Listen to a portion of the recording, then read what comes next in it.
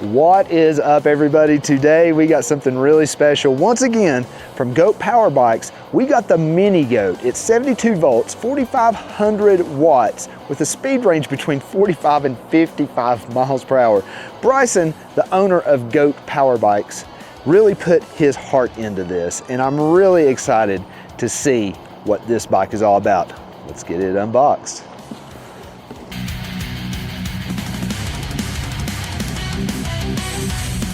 But check it out. Good packaging, everything looks nice and neat. Looks like we got a tool set here with some bits and pieces. We got a box up here with some accessories, but the rest of the bike looks like a pretty simple build. Probably adding the wheel, adding the handlebars, and maybe a seat or something like that, but looks like it's gonna be a pretty straightforward process. Let's go. All right, first off, let's see what's in the box here. We'll kind of open up the boxes and the packages, show you those first, and then we'll take out the rest of the bike. In here, in this box, looks like we got some turn signals and a headlight in the first box. We'll set that there for right now. All right, let's check this out. They always do just such a cool job with this over at Goat Power Bikes. Just putting together, you know, the charger. Looks like we've got an 8 amp max charger. That's super awesome. That's going to get everything done. Some pedals, reflectors, and of course it looks like a nice little toolkit that we got here as well. Full tool set, Allen wrenches and everything. Bigger wrench for the rear wheel probably, and like I said, you know, pedals and chargers. This is just really awesome. Looks like a touch-up paint pen as well. Looks like you can download some instructions. Super awesome. All right, now getting on to the interior of the box here. Looks like they got, this is one of the blocks probably for the battery, so we'll put that in the box there. Let's see what we got going on here. All right, there's the front wheel. Check that out. That is heavy duty wheel mag bearing, no spokes, nothing to worry about. I really like that. And that is a heavy duty tire. I mean, that's definitely a motorcycle grade type tire there. Awesome.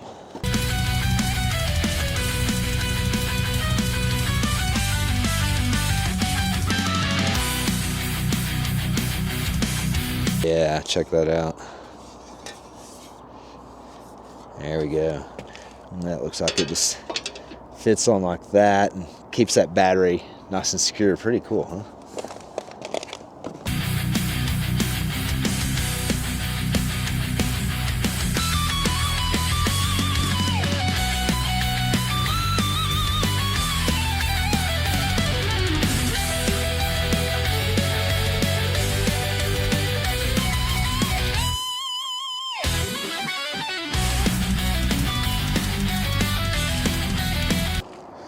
And look at that nice bulky front fender. I really like these brackets. I wish more companies would go with these brackets.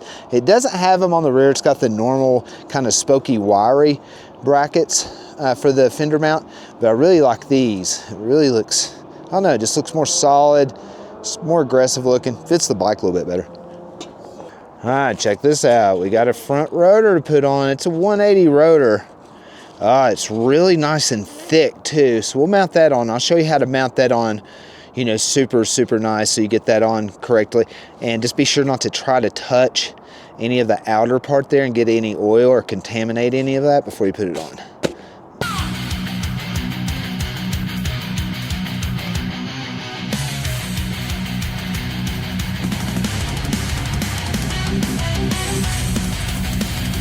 This is kind of like my birthday present to myself here, so I'm super excited about this. I wanted something, just a high quality scooter, not as big as the Hulk, something that had pedals though. I mean, that's just a thing, man. I suggest anything that you get now, unless it is just gonna be strictly intended, you know, by you to take it off-road, I would seriously just get something that had pedals at this point, just the way things are and the way that they've kind of cracked down with the laws and stuff. I would I would just advise you to get something that had pedals on it, and just be sure you get the voltage and the power and the speed, the suspension, and those things that you're looking for. But as far as getting pedals, I think at this point it's a no-brainer, because you're going to just really, honestly, risk getting it confiscated, and you're going to be out a lot of money just over the pedal part. Because these bikes now, I mean, this thing's 72 volts, does, you know, between 45, 55 miles per hour. That's probably going to depend on terrain, how much voltage that you still have in the battery, and of course your weight, wind resistance. Just, there's a lot of factors when it comes to that. So we're just going to say 45 miles per hour, which is, you know, more than enough. We'll get these two just kind of snug, and then we'll add the other two, and then we'll flip this puppy upside down.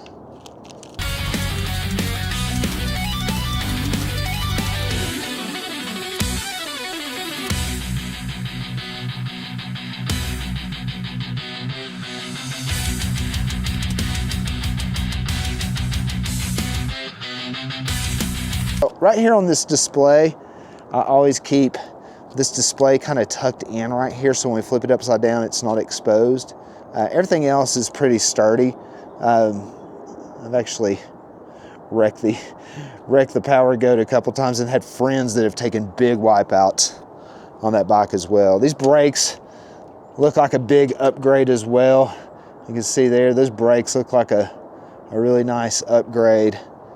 Things on this bike just look like they've been upgraded.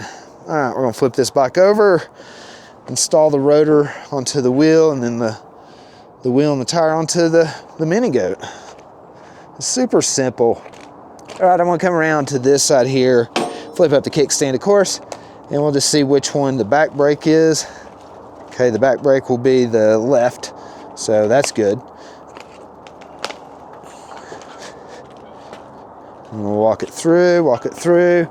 Just grab the forks, you bring it on down, and not worry too much about the front end, because we've tucked in that display, and that's our main concern. All right, we got it flipped upside down now. And right there is our 180 millimeter rotor for the front there, looking good. Check that out. And what I'm noticing about this rotor too, compared to my Power Goat, is that this rotor here is thick. All right, and it does come with this tool here, which is designed to remove these bolts out of the wheel and add your calipers. But since I'm an actual male and know how to do shit, and I got power tools, I pull out my DeWalt driver and make this easy peasy. Not super cheesy.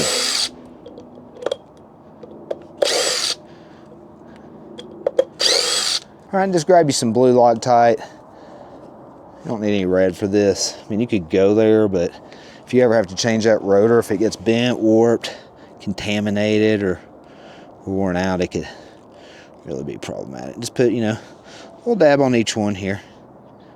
It doesn't need to be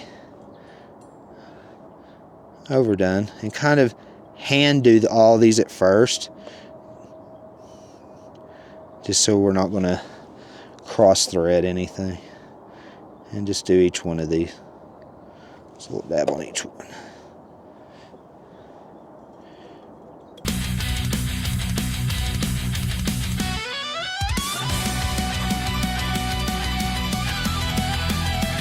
Go ahead and put the lid back on the Loctite in case we need that for later. And get out your power tool. Now you want to go kind of in a cross pattern. So here, there, there, there, there, there.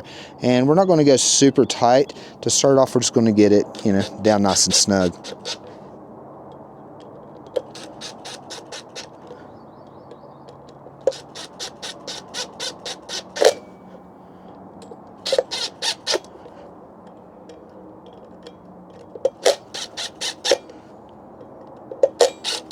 Now you can go down and start getting them tight. All right, coming over here to the front fork suspension. This is really high quality suspension. This is actually nicer than I thought. And these calipers are super bulky. This is the nicest equipment that Goat Power Bikes has came out with on any of their Goat Series bikes so far, in my opinion, just all around. And I've had the Power Goat, I've had the Hulk, I've had the Dirt Goat, and now the Mini Goat, and this by far, as far as this quality goes right now, is superior. All right, so everything's pretty loose on this, which is great. It's gonna make it a lot easier putting that together. And you can see those are the spacers. Keep in mind where those spacers go. That'll keep your wheel centered. It's very important not to lose these spacers. It's also very important to put these spacers on the inside of your suspension too, so just be sure not to lose those.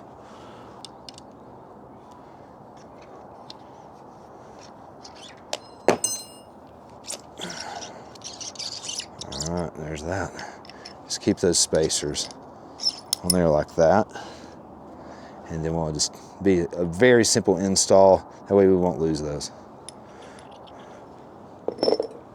Coming around here to the calipers, we're going to remove this little spacer here. This is keeping those calipers from closing during shipment, is what that is. Also, you might want to just hold on to this spacer since it's unique to these calipers for when you do a bleed. So maybe put that in your toolkit or in your bleed kit for your calipers. And now that we got that rotor on nice and securely, let's get that lined up inside the calipers there. So those are closed. All right, now you can see here, I'll line this up with the wheel. I'll start working that in. Got it nice and secure. Going back over to this side, we got our spacer and our bolt there. So bring that spacer in, slide that through. And if you need to get like a rubber mallet or a soft mallet or something, you can come over here and tap that in just to get it all the way through. And come to this end and bring your end bolt here.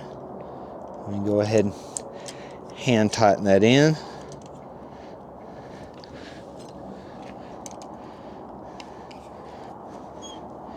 Get that nice and tight. There. And on to the other side as well.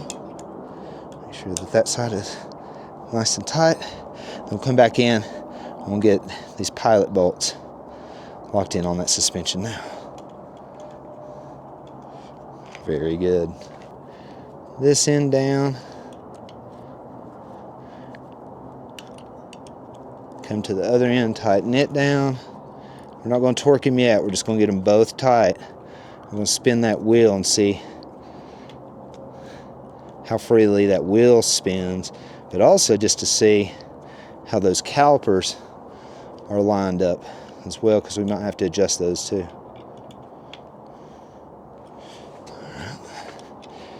And we'll start tightening these down. You know, and I always suggest that you check everything periodically, but especially after you initially get all this, is, you know, ride it a couple miles, maybe go back through and check everything to see how it went on your first ride, and maybe every once in a while after that would not hurt either. So we'll tighten these down all the way.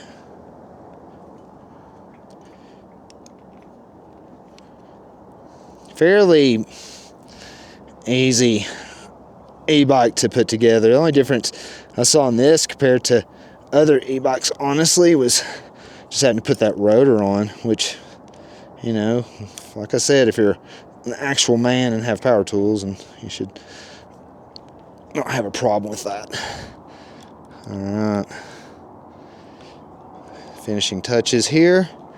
I'll flip this bike over, make sure everything's good and snug.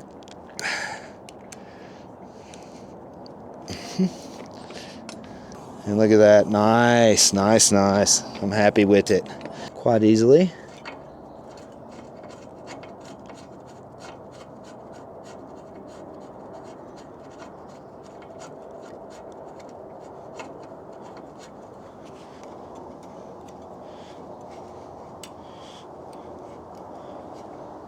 Those pedals are metal, so that's kind of nice that they're metal.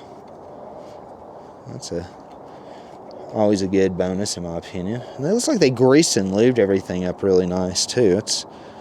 I'm actually super impressed with the build quality of this machine right now. And now, get it. Even like just everything is just built well.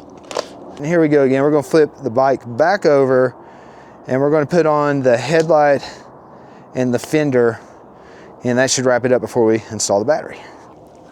Bring it over here, lift it up, bring it down, grab your brake, step to the side, and just slowly bring her down. Oh, wow, this thing is different. This thing is different, that is for sure. All right, for the front fender, just get the long end in the front here and come around the back. We'll just set it right here. And right here, there's a bolt here and one on the other side, and that's where we're going to attach this puppy. Looks like we got 2 bolts here. All right, so come over to this side. We got the other side fastened. And you may have to use a little elbow grease to get that first one lined up. That'll hold it, and a little wrench here, and use the 8mm size. Just hold it in. Go ahead and tighten that down a little bit more. Nice.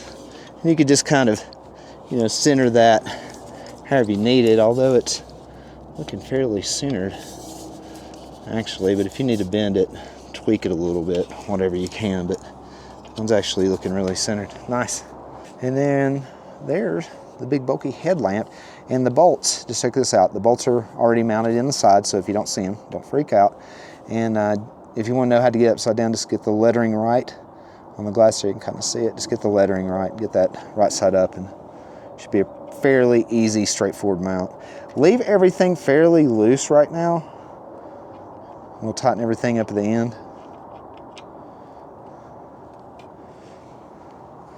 And just center your headlamp.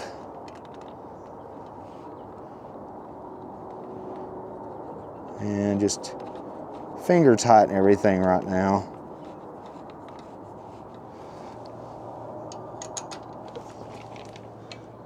And to the other side.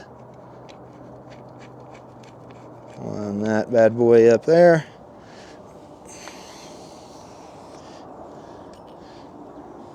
And then get your handy dandy Allen wrench here. We'll just make everything a little snug, but not super tight yet, until we get everything adjusted and centered. All right, and keep that from at least flipping and flopping. And what we got right here, as you can see, we're going to match the green. There's a little notch right there, a little notch right here. We want to just be sure that we get those notches lined up, and then it should pop right in. See, the bottom here, there's like little lights that shine right here at the bottom, and that could give you an idea of which side they go on. So obviously the light here is going to shine on the bottom, so I'll put that. And we'll feed the wire through the side here. And you can see how that mounts. And we'll just take our nut, slide it back up through the wire.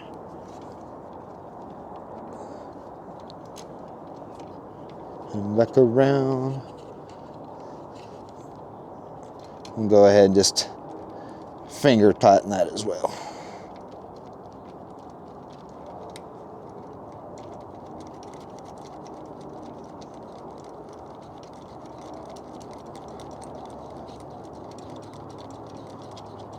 You see here is you don't know really whether it's the right or left, I don't think. Let's see here if they're marked. I don't think they're marked, so it may be a bit of a guessing game to see if these match up. So if you don't get them right the first time, obviously you'll have to switch them up and get them right the second time. Hopefully that second time you get them if you don't get them right the first time. But we'll go ahead and just plug that in for right now. That's pretty funny. Come over here, do the same thing on mine. Again, it's just taking this down, make sure that that bottom light there, let's see what that does. It might do some kind of sorcery or trickery. Whatever is clever. You know what I mean? Go ahead and through that through there. And this through here.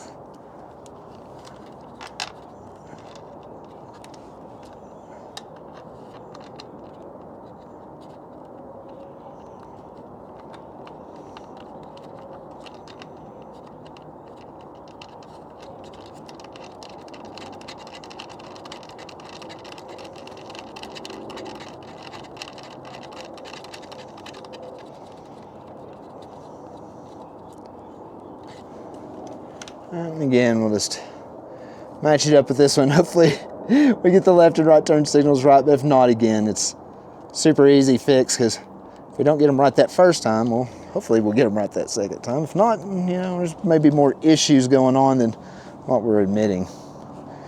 All right, get the wrench. I'm gonna tighten up those turn signals real quick.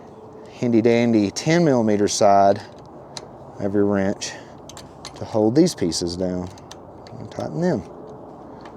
I just love that it comes with such a even.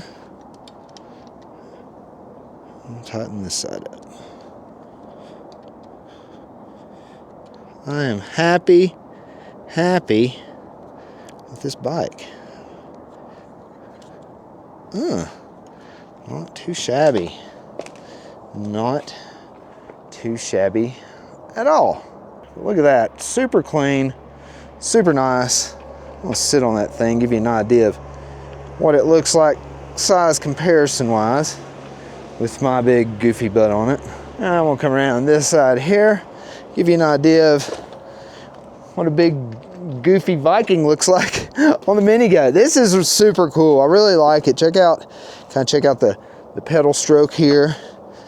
Not bad, not bad. It's got short little mini pedals, which is cool. That makes a lot of sense. But yeah, digging it, huh? What do you think? I'll install that battery as soon as we get it, and we'll see what the mini goat has to give, man. But so far, so cool. Well, there it is, boys and girls. That's Goat Power Bike's mini goat. And that's the unboxing and assembly. Battery to these things comes separate because they're so doggone heavy. I got the 50 amp hour battery, and I think it's like 60 pounds. And as soon as it gets here, I'll put it in, and we'll basically just do the battery install after I charge it. We'll do the battery install and the review of the Goat Power Bikes, the mini goat, next. So if you enjoyed this unboxing and this assembly, please give me a thumbs up, leave a comment, and subscribe to the channel so you can go on many more adventures, not only on the mini goat, but many more bikes to come on the Colorado Adventure channel. Until our next adventure, this is Chris. Peace.